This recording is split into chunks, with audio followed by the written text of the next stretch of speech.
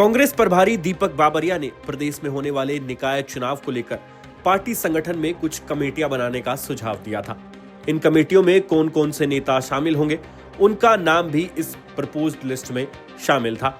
लेकिन इस लिस्ट के सामने आते ही कांग्रेस में घमासान शुरू हो गया।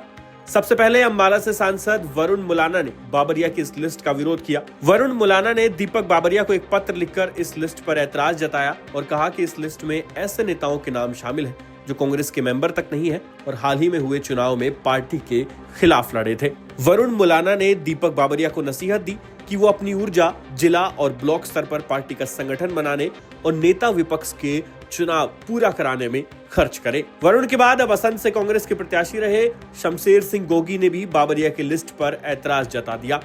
गोगी ने तो यहां तक कह दिया कि इस लिस्ट में तो आरएसएस और बीजेपी के स्लीपर सेल भरे पड़े हैं। गोगी ने कहा कि वो बाबरिया की इस लिस्ट के विरोध में जल्द ही पार्टी संगठन महासचिव केसी वेणुगोपाल को एक चिट्ठी लिखेंगे। मतलब साफ है कि 10 साल बाद किसी प्रभारी ने हरियाणा कांग्रेस में बदलाव के लिए हिम्मत दिखाई थी, लेकिन अब हुड्डा और शैलजा दोनों गुट के नेता प्रभारी के विरोध में खड़े हो गए हैं। अंत में आप शमशेर सिंह गोगी का पूरा बयान सुनिए और कमेंट में लिखकर जरूर बताइए कि प्रदेश कांग्रेस का आपको क्या भविष्य नजर आता है। ठीक है, अरोड़ा जी सीनियर आदमी है, उनको बनाया है तो फायदा ही होगा। और पूरी लिस्ट भी मैंने देखी है,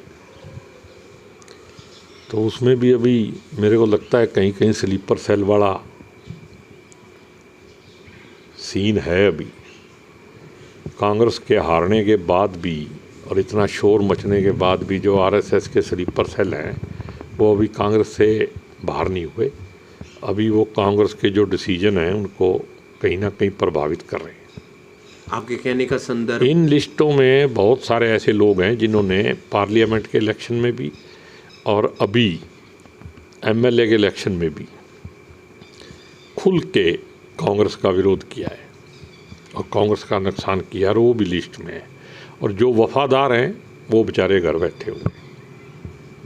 वरुण मुलाना ने भी आज एक खत लिखा है। देखो, मैंने उसके बारे में सुना भी नहीं है, आपसे ही पता चल रहा है। अगर ऐसा लिखा है तो ये मैं तो करनाल की बात कर रहा हूँ और अपने हल्के की भी बात कर रहा हूँ। जिन लोगों ने विरोध किया, जब तक आप उनको अकल नहीं सिखाओगे और उनको कहीं साइड नहीं करोगे, तब तक जो वफादार लोग हैं उनको अपनी कीमत का कैसे पता लगेगा। उनको अगर आप और मायूस करोगे तो फिर तो गद्दारों की चलेगी। या पूरे हरियाणा का जिक्र कर रहे हैं आप? हरियाणा क्या, अरे एक जिला क्या, सारे बराबर ही काम है। अब मैं जिनको जानता नहीं मैं उनका नाम कैसे ले दूँ, लेकिन जिनको मैं जानता हूँ, मैं बहुत सारे लोगों को जानता हूँ जिन्होंने ठगी कर रखी।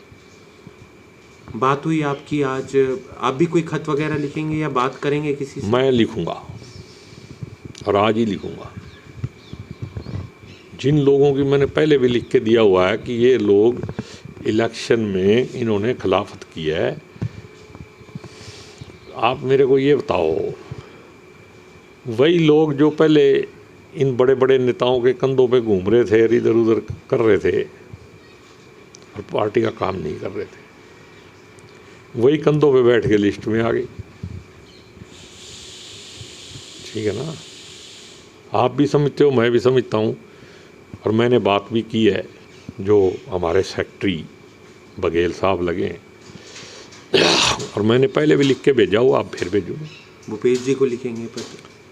नहीं, मैं बघेल जी को भी लिखूंगा, मैं तो वेणुगोपाल जी को लिखूंगा।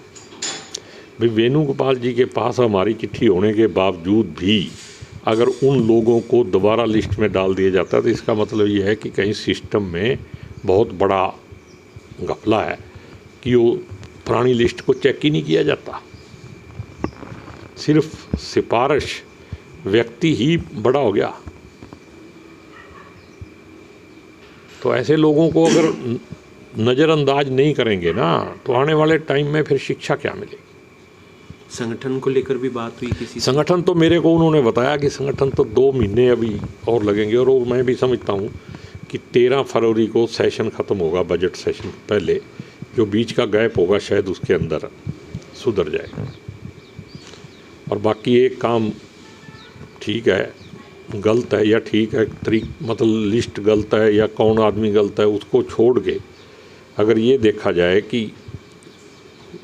कम से कम नगर निगम चुनाव की तैयारी तो शुरू हुई, उसके लिए मैं खुश हूँ। सिंबल पे लड़ेंगे, बात सिंबल पे लड़ना चाहिए, इवन एमसी तक को सिंबल पे लड़ाना चाहिए। अगर एमसी को सिंबल पे नहीं लड़ाएंगे तो फिर अकेले मेयर को या चेयरमैन को या जो भी प्रेसिडेंट बनाना है उनको अकेले लड़ाओगे तो फिर कोई फ़ायदा नहीं, फिर तो लोग बिखर जाएंगे, क्योंकि एमसीओं के पहला इंटरेस्ट एमसीओं का हो जाता है और वो एमसी अपने अपने हिसाब से फिर चेयरमैन को हरा देंगे। और अगर एमसी पार्टी का होगा तो वो पार्टी के साथ ही रहना पड़ेगा। प्रतिपक्ष का नेता भी अभी तक नहीं आया है। वो तो मैं बता रहा हूँ 13 तारीख के बाद आ जाएगा, बजट सेशन से पहले ही आ जाएगा, ऐसा मेरे को लगता है। इतनी देर नहीं होगी अब, क्योंकि अभी दिल्ली का इलेक्शन है, 8 तारीख को ख़त्म होगा और 13 को सेशन में जो बीच में 40 दिन का गैप है।